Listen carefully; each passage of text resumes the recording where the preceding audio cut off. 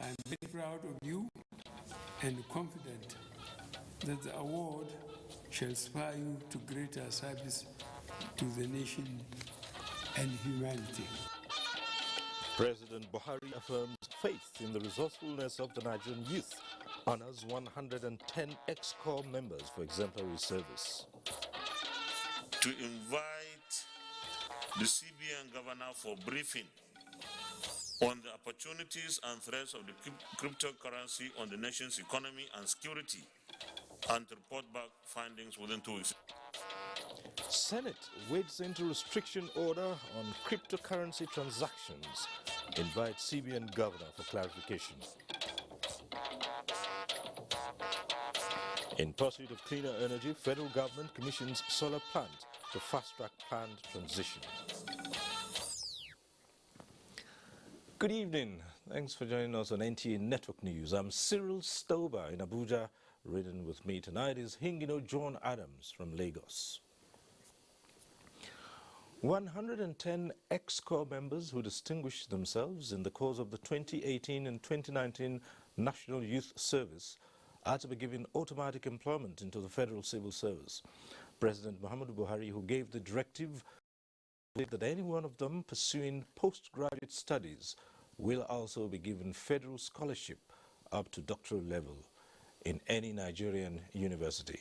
Speaking at this year's Presidential NYSC Honors Award, the President reaffirmed his administration's abiding faith in the youth of Nigeria. State House correspondent Adamu Sambu has the report.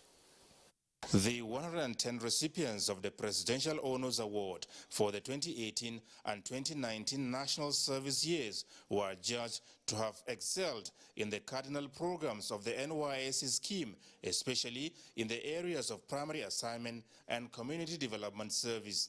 I wish to express our gratitude to Mr. President for being a champion for the Nigerian youth and for being a committed supporter of the NYSC scheme. I wish to assure you that the NYSC management and core members will continue to justify government's huge investment through greater commitment to the service of our fatherland.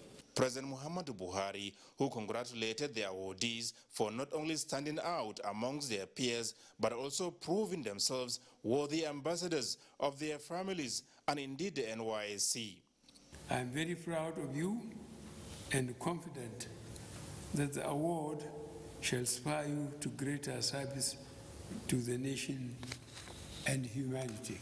It is my plea to you to be wary of those who would like to exploit your youth, intelligence, and positive energy by channeling you into wrong paths. Saluting the founding fathers of the scheme, notably General Yakubu Gowon, President Buhari is delighted that the NYSC, in its 48 years of existence, remain a crucible of national unity and integration. Through the scheme, he said, walls of ethnic stereotypes are pulled downhill and bridges of unity built in the nation's quest for one common vision and destiny despite the people's plurality. It is my fervent hope that all hands will remain on deck as we continue to work together with a single mind for the benefit of the nation.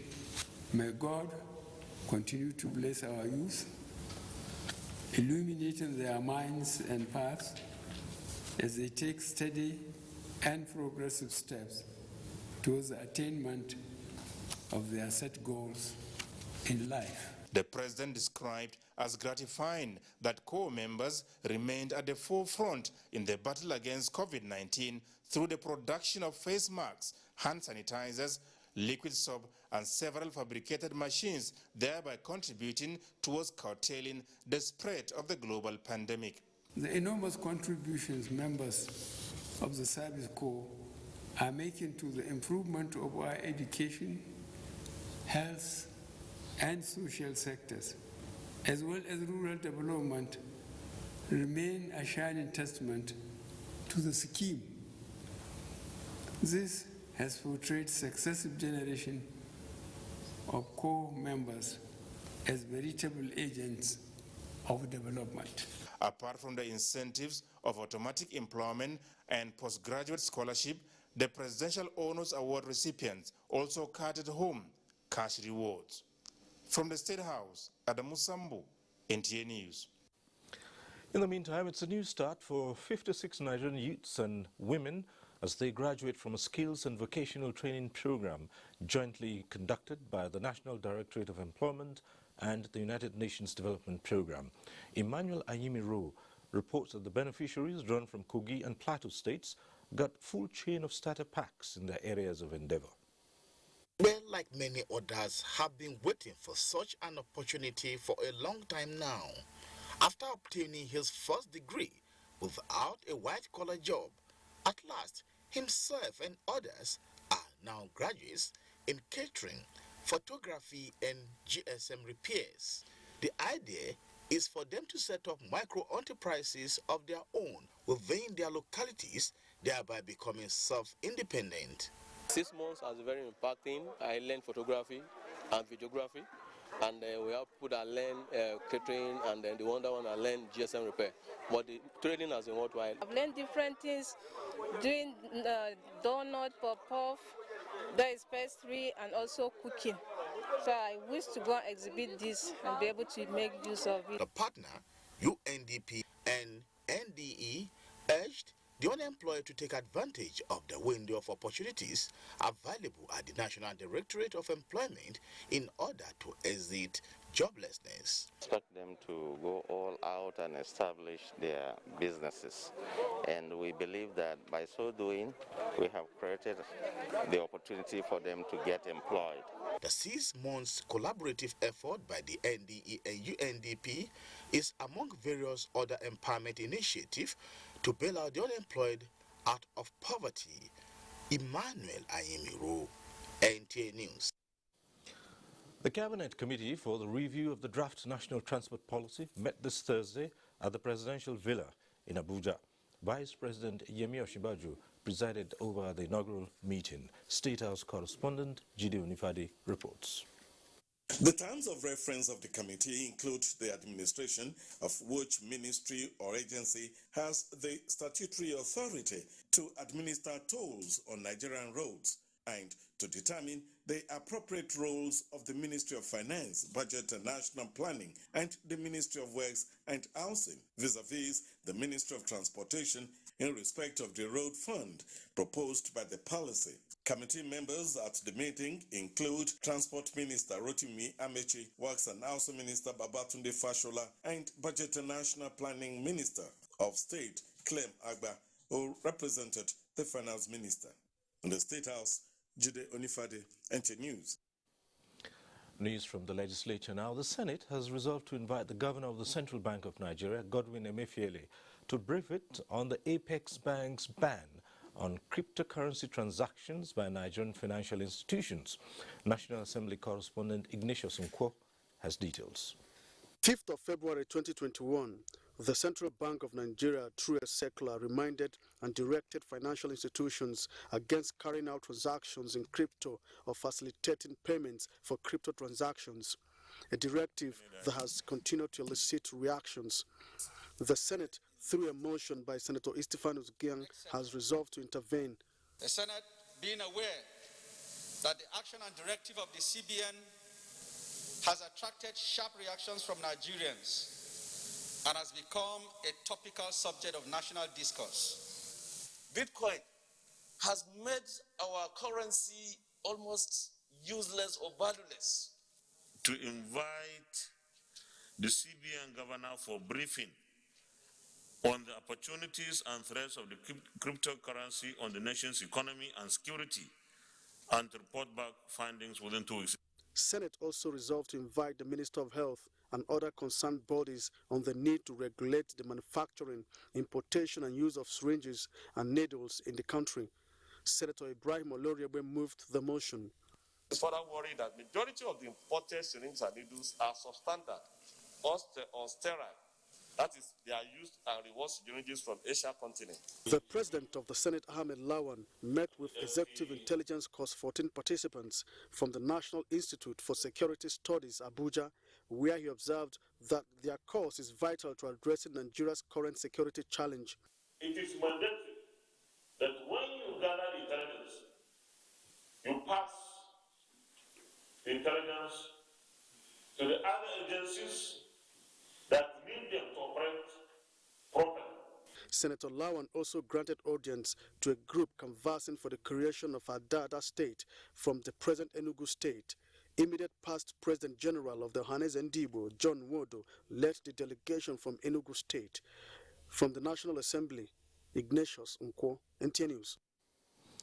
And the House of Representatives is considering a review of the purchase of arms and ammunition by the military, paramilitary and other law enforcement agencies in Nigeria. National Assembly correspondent Lami Ali reports that an ad hoc committee has been inaugurated for that purpose. In 2018, global procurement of arms and ammunition stood at 12% of gross domestic product (GDP). The percentage for Africa was 13.5%, while Nigeria's percentage of procurement was 14.25%. According to the International Trade Center ranking, Nigeria places 4th in Africa and 52nd in the world, as it spent more than $47 million on arms importation in 2019. The quality and quantity of arms and ammunition purchased in the last 10 years is what this committee seeks to find out. It is through evidence gathered the committee will be able to deliver on this all-important national assignment that will guarantee national security, economic growth, and national development. Information gathered at engagements with stakeholders, key among which are the Nigerian Army, Air Force, Navy, Police, Immigration Service, and the Nigeria Security and Civil Defense Corps, will assist the committee in its assignment targeted at reviewing the use and control of arms, ammunition, and related military hardware.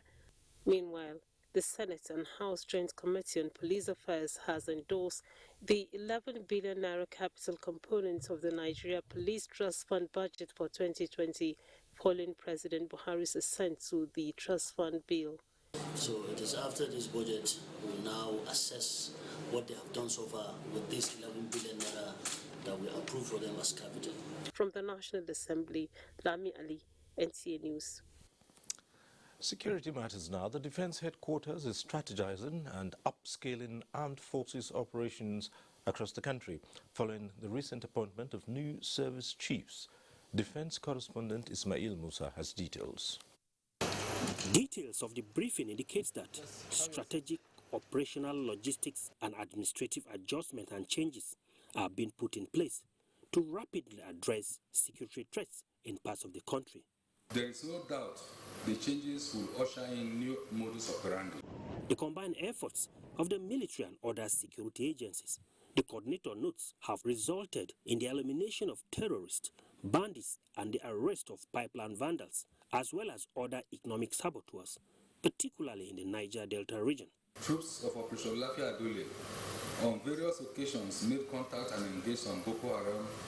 In the various encounters, more terrorist enclaves have been destroyed along with their logistics facilities, and scores of their fighters neutralized through ground and air strikes at different locations in the northeast zone. The Defense Headquarters enjoined Nigerians to support the security agencies by providing timely intelligence report to ensure proactive response. From the Defense Headquarters in Abuja, Ismail Musa, NTA News. The federal government says it will not allow a repeat of the kind of violence perpetrated across the country in October last year under the guise of the NSAS protest. Information and Culture Minister Lai Mohammed stated this at a media briefing in Abuja. Anthony Folson reports. Information and Culture Minister Lai Mohammed said the NSAS campaign last October started as a peaceful protest against police brutality, and as a government that believes in the constitutionally guaranteed right of citizens to engage in peaceful protests, the federal government did nothing to hinder the protests for as long as they remained peaceful.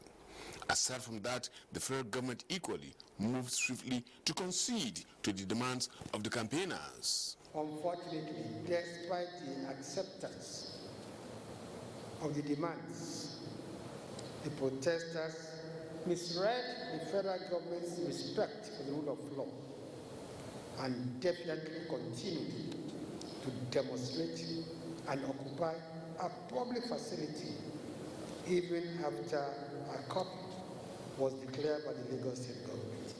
To this end, Lai Mohammed said some NSAS proponents have again issued a notice of their planned return to Lekki toll gate in Lagos this Saturday to occupy the toll gate, as flyers have been circulating online. While peaceful protests are the constitutional rights of Nigerians, violent protests are not.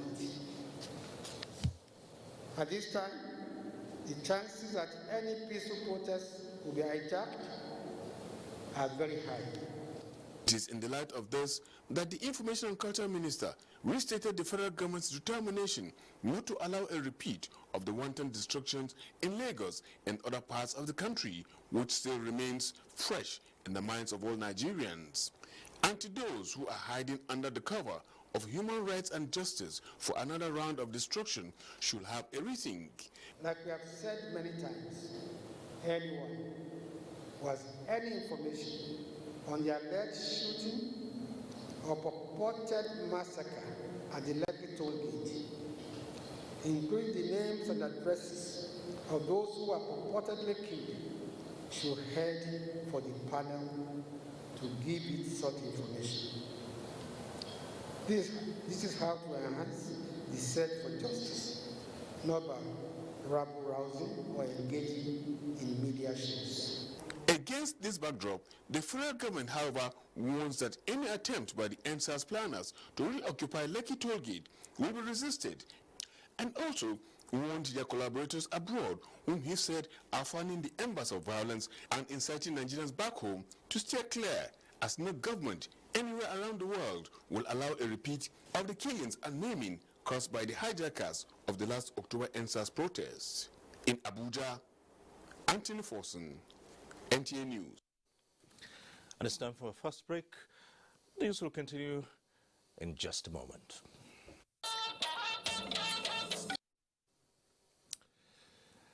Mourners have continued to throng the Lupeju country home of the first civilian governor of Lagos State, Alhaji Lateef Jakande, who died in the early hours of today. Adeni Taiwo reports that rather than mourning, the occasion has become a celebration of the legacies and contributions of the late nationalist to the socio-political development of the country. Lateef Jakande, the first executive governor of Lagos State, died in his sleep around 11 on Thursday morning. He had his breakfast this morning, as usual, and went back to sleep.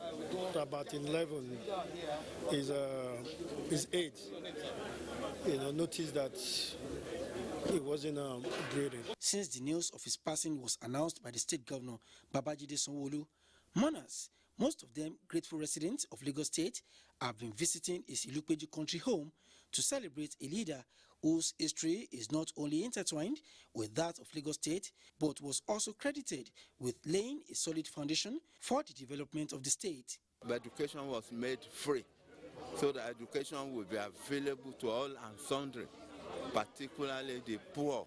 The housing estates, the opening up of the rural roads is impacting healthcare, every sector of Lagos in 4 years. This is my constituency. I represented him for 16 years, and he was always advising. He played a key role in the Second Republic, and even until his death, he was a philanthropist. Before serving as the first civilian governor of Lagos State between 1979 and 1983, on the platform of the Unity Party of Nigeria, Jakande, fondly called Baba Kekere, was a reputable journalist and the last of a generation of nationalists who fought for the independence of Nigeria. He died at the age of 91 and will be buried on Friday in line with Islamic injunctions and COVID-19 protocols. In Lagos, Adeni Taiwo, NTA News. And President Muhammadu Buhari has condoled with the family, friends and associates of the elder statesman, Chief Lateef Jakande, affirming that his imprint on the commercial nerve center of the country, Lagos, which was the nation's capital, will continue to inspire and remind everyone of the strength of character and sacrifices of the visionary leader. President Buhari believes that the former governor of Lagos State lived for the good of others, the state and the country, also stating that his legacy of standing for all that was right for humanity would be long remembered. The president noted that Nigerians remain inspired by the contributions of the first civilian governor of Lagos State and former Minister of Works to the growth of democracy and good governance in the country, describing him as a patriot whose wisdom will run through generations. In the meantime, the President of the Senate, Ahmed Lawan, says with the death of Second Republic Governor of Lagos State, Alhaji Lateef Jakande, Nigeria has lost one of its exemplary political leaders and administrators. In a statement by his special advisor on media and publicity, Olawuni, Senator Lawan, while commiserating with the family, friends and associates, says Alhaji Lateef Jakande lived a long and inspirational life that found fulfillment in the service of humanity, with sterling contributions to the development of journalism in Nigeria. Similarly, the Speaker of the House of Representatives, Femi Gbajabiamila, commiserates with the Jakande family, the people and government of Lagos State about the loss of Alhaji Lateef Jakande, whom he described as a man of peace who lived all his life serving humanity. He notes that Jakande would be sorely missed by the people, especially Lagosians, and that he would be remembered for his developmental strides in the state.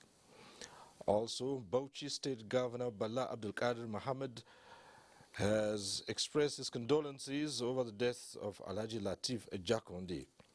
In a letter to the Lagos State Governor Babajide Sanwo-Olu, Governor Bala Mohammed sympathized with the government and people of Lagos State over the loss, adding that Alhaji Jakande's sterling qualities will forever be remembered. He prayed Allah to grant him eternal rest.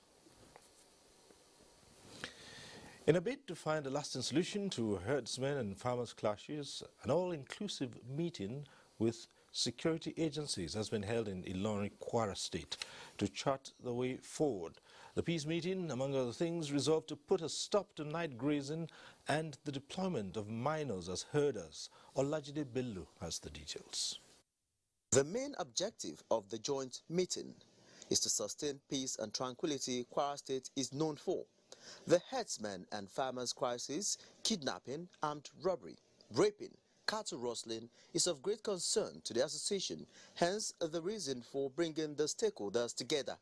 I hereby plead with the good people of Kwara State because they have an important role to play in finding a lasting solution to this menace, and also show tribal sentiments and collaborate with the state government to see that culprits are brought into book. Stakeholders described the meeting as very timely. We give order that night grazing, using children to rear the cows, all this should be stopped. They also resolved at the meeting to resist anything that would threaten the peaceful coexistence in Kwara State. Olajide Bello, NTA News.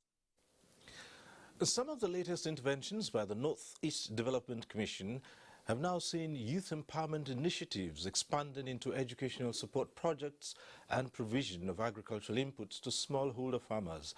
Emmanuel Akila reports that in Gombe State, 198 youths have been trained in information communication technology and are now self-reliant. For quicker psychosocial recovery, the Northeast Development Commission is turning the attention of youths of the Northeast region to move in tandem with the rest of the world. We need to give them the right guidance and opportunity so that in the next few years, when they become the leaders of the society, they are fully equipped. Some of the beneficiaries trained as ICT technicians, while others as graphic designers, using the latest technology of laboratory provided by the NEDC. The graduates have been given starter packs to establish their own workshops and become employers of labor. we promise we are going to impact the knowledge. We're going to put it into practice and see how we can train the younger ones. I can repair phone, or I can do for graphics design. The initiative is an encouragement to the governments in the region who find partnership in NEDC to fast-track socio-economic recovery of the region. What has been destroyed in 12 years, only God knows how long it will take, because it took our economy back to pre-independence days. We need to work hard enough, and we cannot do that alone. That is why I said it should be made permanent. The Commission also distributes farming inputs to smallholder farmers, COVID-19 prevention materials to groups, teaching and learning materials to schools, and relief materials to victims of natural disasters. In Gombe, Emmanuel Akila, NTA News. The Chief Justice of Nigeria, Justice Ibrahim Tanko Muhammad, has rated as high the performance of women judges in Nigeria in the discharge of their judicial functions. The Chief Justice made the assessment when he declared open the biennial conference of the National Association of Women Judges in Nigeria. Judiciary correspondent Vera Chumba reports. The conference, with the theme, "The Woman, Her Workplace," is meant to engage, inform, prepare and equip female judges and justices on the imperatives of being in command and understanding of the work environment. The Chief Justice of Nigeria, represented by Justice of the Supreme Court, Bode Rodvivos, said with the credible performance of women judges in the discharge of their judicial functions, they will soon take over the judiciary of Lagos State. He charged them to continue to improve on their performance. The Minister of Women Affairs, Pauline Talling, who delivered the keynote address, called for massive sensitization of gender-based laws for the benefit of the women. She said 26 states have domesticated the Child Rights Act following the ministry's campaign strategy. All issues of abuses and violence, we need the courts and we need female judges. The outgoing president of the association and Justice of the Supreme Court, Mary Peter Audley, chronicled the challenges faced by women judges in the past 1 year, especially from the effect of COVID-19, which she said aborted some of the international conferences that would have improved their skills. She, however, lamented that the role of women in Nigeria is still largely being misunderstood. The need to have women prepare themselves to take up the opportunities on arrival is imperative, and it is a task which we must champion and pursue with vigor. The appointment of Justice Okun Ikpene as the Chief Judge of Cross River State was celebrated, while the President Court of Appeal, Monica Dongben-Menseng, and Justice Mary Odili were recognized for excellence. In Abuja, Viera Chumba, NTA News. More gender matters now. The United Nations women and stakeholders in the fight against gender-based violence converge on Abuja to harmonize and come up with a workable training manual that will assist the Nigeria police tackle the menace. Francis Form reports. Between 2020 and now, the Nigeria Police Force has arrested a total of 2,792 suspects of gender-based violence and other sexual-related offenses. We've been able to bring justice to those that are seeking for justice when it comes to SGBV. Worried by this, the United Nations Women is engaging critical stakeholders with a view to enhancing police response in the handling of gender and sexual-based violence. This initiative is trying to address the capacity gap that exists within the police force. We want a situation whereby there will be more protective response from the police. And we are willing, as civil society organizations and also development partners, willing to engage. And so this is a more coordinated effort.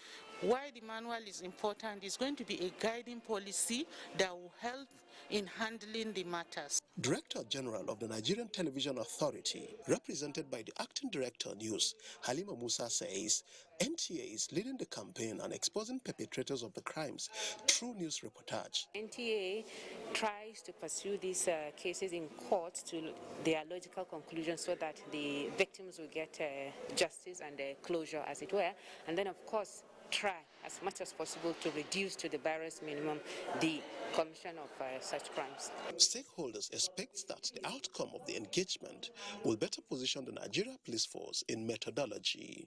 Francis from NTA News.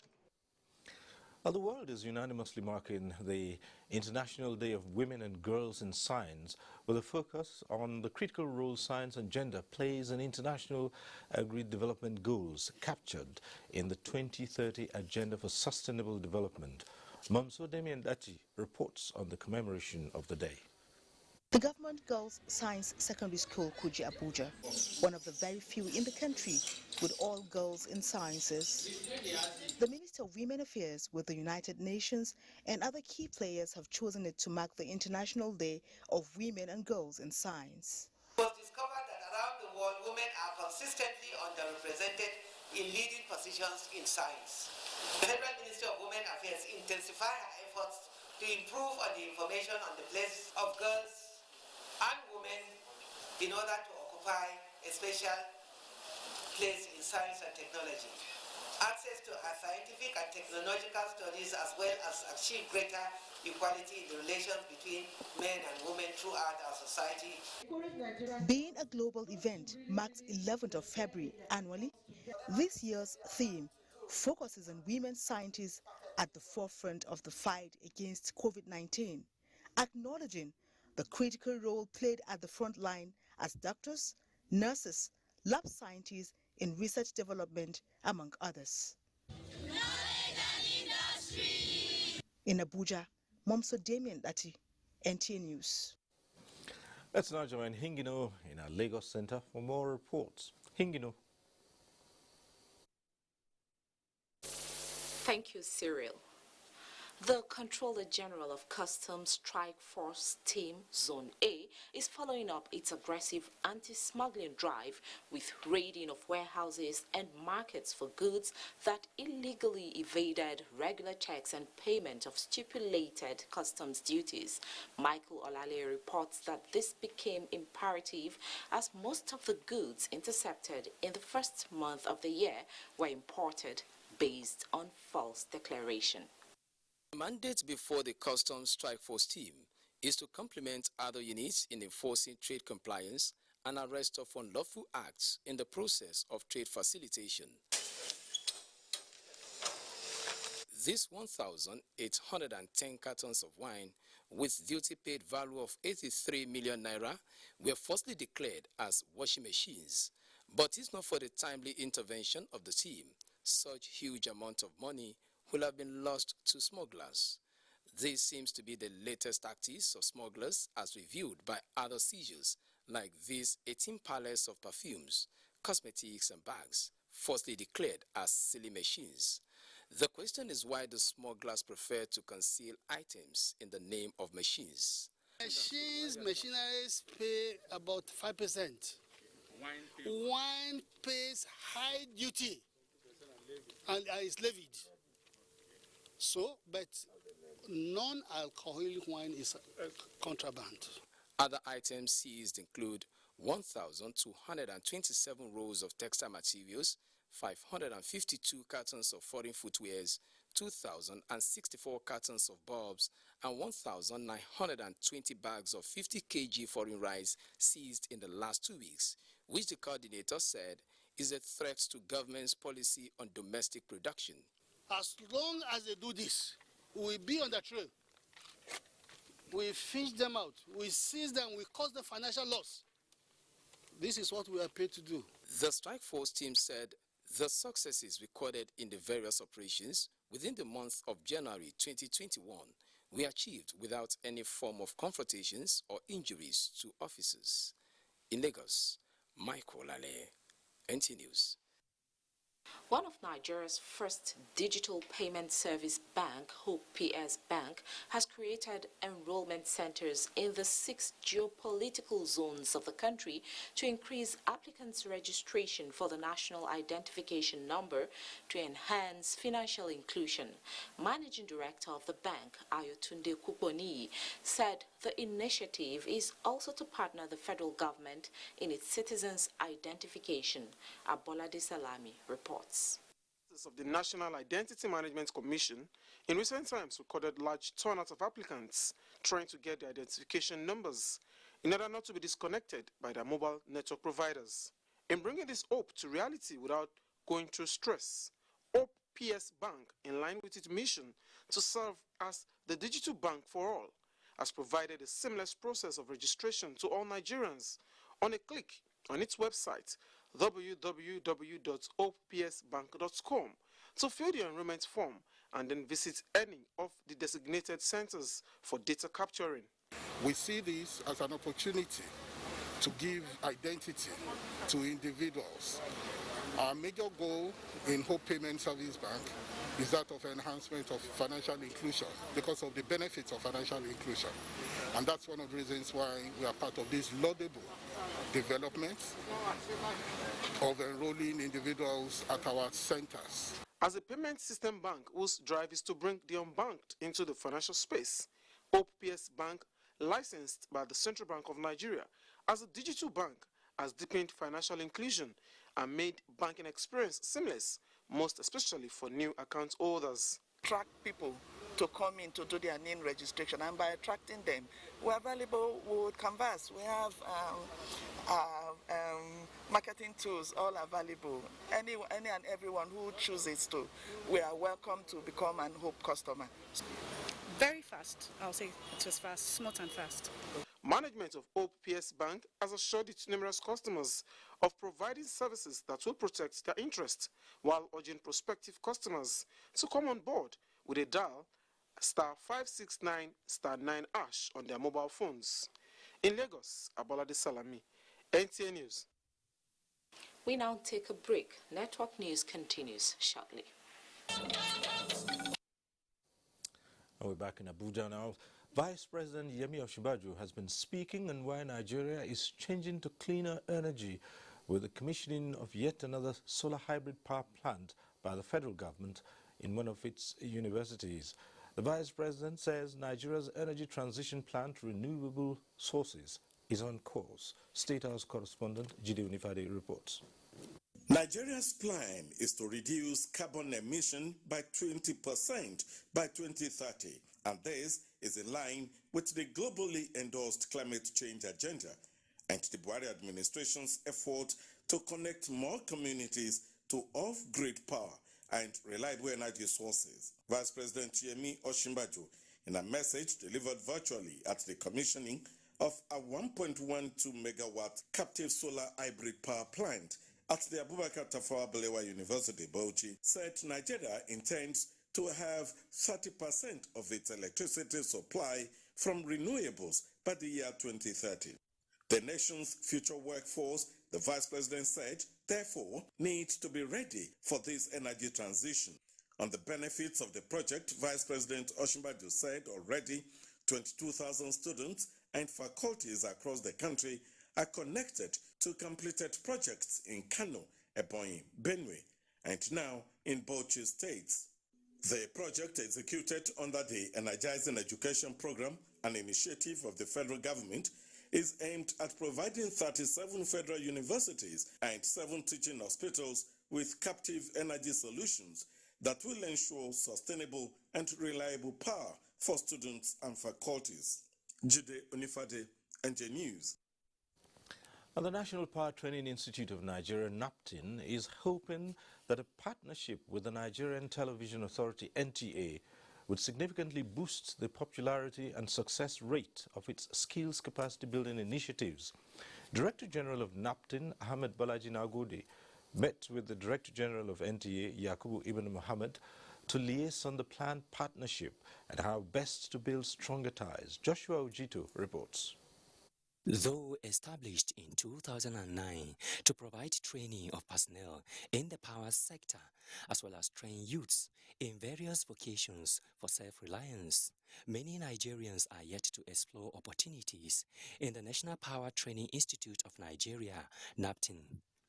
Now, the institute is leveraging on NTA's wider reach to create awareness on its programs aimed at ensuring that only qualified professionals man the power sector, as it seeks support of state governments and key players in the power sector for sponsorship of youths to be trained in various vocations. There's a need for us to leverage on our strength in order to address our threats. There's no doubt to the fact that skills acquisition should be the focus now. Director General of NTA, Yakubu Ibn Muhammad, says as Africa's largest television network, it will continue to support initiatives to create job opportunities for youths. I can assure you now that this is what Nigeria needs at this point in time.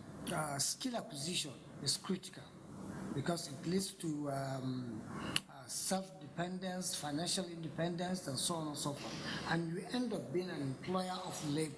So far, NTA says it has trained internally displaced persons in the Northeast in various television productions through its television college in Jos. And the partnership with NAPTIN is expected to empower more youths and build capacity across the electricity value chain.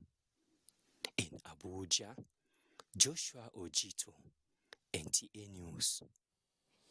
Some political news now. The All Progressives Congress, APC, is said to be the only political party in the country designed to sustain democratic ideals and better the lives of the people. Chairperson, Senate Committee on Sustainable Development Goals, Aishatu Ahmed Binani, stated this while revalidating her membership of the APC in Yola South local government of Adamawa State. Nafisatu Abdulhamid Dembos reports. So Aishatu Ahmed Binani, who revalidated her membership of APC in Yola South, said the All Progressives Congress is a party to beat because of its good manifestos of entrenching democratic ideals and giving hope to the people. It's an important step towards laying the foundation of internal democracy within our great party. She commended the peaceful nature of the exercise and called on the people to register with the APC or revalidate their membership to enable them participate actively in all the party activities. Adamawa State, in no time, it will just become a one-party affair, that is APC. And I'm calling on people to come out in mass to take in their registration because this is the first step towards achieving a successful internal democracy.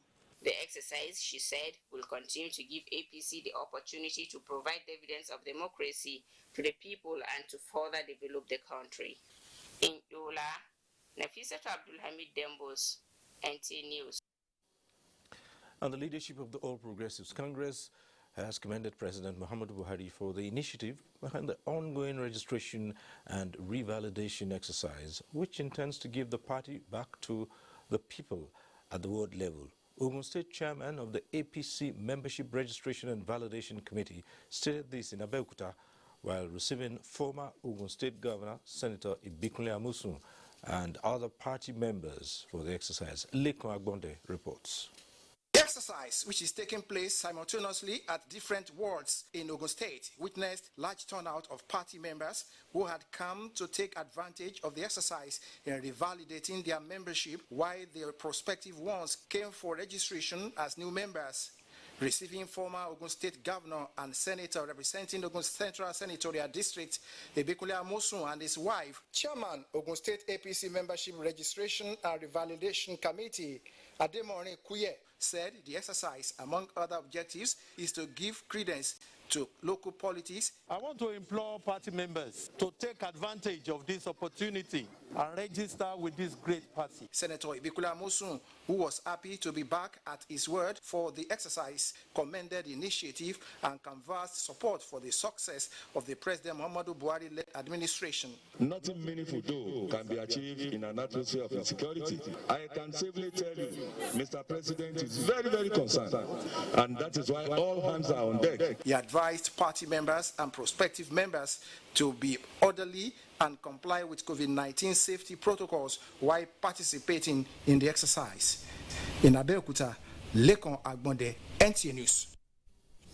And members of the All Progressive Congress nationwide have continued to participate in the ongoing registration and revalidation exercise. Ruth Aguele compiled the reports from across some states.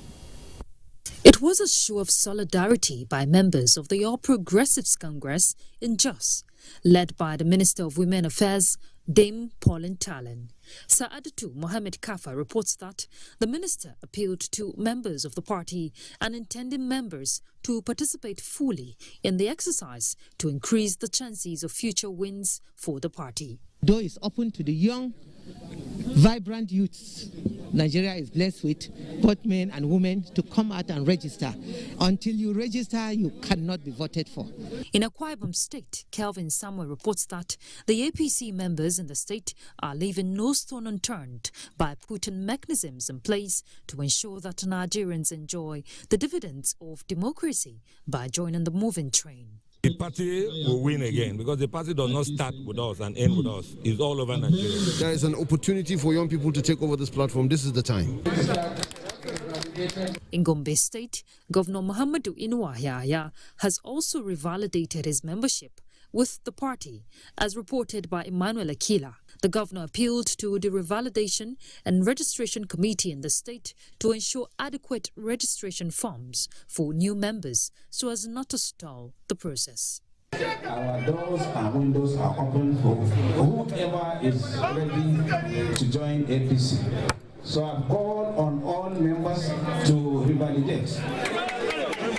Adam Yusuf Ali reports that in Damaturu, the chairman APC Caretaker Extraordinary National Convention Planning Committee and Yobe State Governor May Malabuni has also revalidated his membership in Bunigari area of Yobe State as part of his responsibility as a party member. A hitch-free exercise across the states is what party members expect. In Abuja, Ruth Aguela, NTA News. In other news, the federal government has called for efficient and effective training on rail transportation aimed at unlocking Nigeria's economic development potential. Minister of Transportation Chibuike Rotimi Amechi disclosed this at the University of Port Harcourt Founders Day in Port Harcourt. Dibabari Sedoma Nweke has details. For any economy to thrive, transportation sector must be viable to enhance growth. Guest lecturer and Minister of Transportation, Chibuike Rotimi Amechi, described the transportation sector as a means of economic growth that would contribute greatly to an increase in the nation's GDP. They must train Nigerians who will then take over the maintenance of the infrastructure. The next step we thought we should do as a short-term measure is the training of 300 Nigerians in China. They're already there and they've been trained. There are a few university people out there with them, being trained in railway engineering. For a university that is itself unique, is that we have leveraged on our own resources to showcase to the world the depth of the intellectual resources that were produced as an institution. In Port Harcourt, Dibabari Siedmaweke, NTA News. And the federal government has continuously worked to ensure that poorly maintained roads in Nigeria, often cited as causes for the country's high rate of road fatalities, are given adequate attention. The Federal Roads Maintenance Agency, FEMA, Southeast Zone 2, says it will ensure that all critical failed portions of roads within the zone, are efficiently and effectively monitored to keep it in good and safe conditions. Ode Alenio reports. From the length and breadth of Cross River State and environs, federal roads have been rehabilitated by the Federal Road Maintenance Agency, FEMA. Some of the roads inspected include Calabar Akankpa Ugeb Abumege, which connects to Ebonyi State, Ikom Wula Obudu Road, and Ikom Ogoja Road, which stretch for over 42 kilometers. It will also help to expand the economy of this very community. What they are doing good things that will help us. I believe with this, God have answered our prayer. We are very happy because it has been hectic for us, especially during the rainy season. We have covered 42 kilometers from the Calabar Senatorial District to Northern Senatorial District of Cross River State. The contractors has performed very well. As work is ongoing in some communities in Cross River State, some residents of benefiting communities promised to reciprocate the gesture of President Muhammadu Buhari to ensure that the roads impact positively on their lives, livelihood, and the national economy. Ode Alenyo, NTA News. That report concludes Network News tonight. Thank you for watching. I'm Cyril Stover. Good night.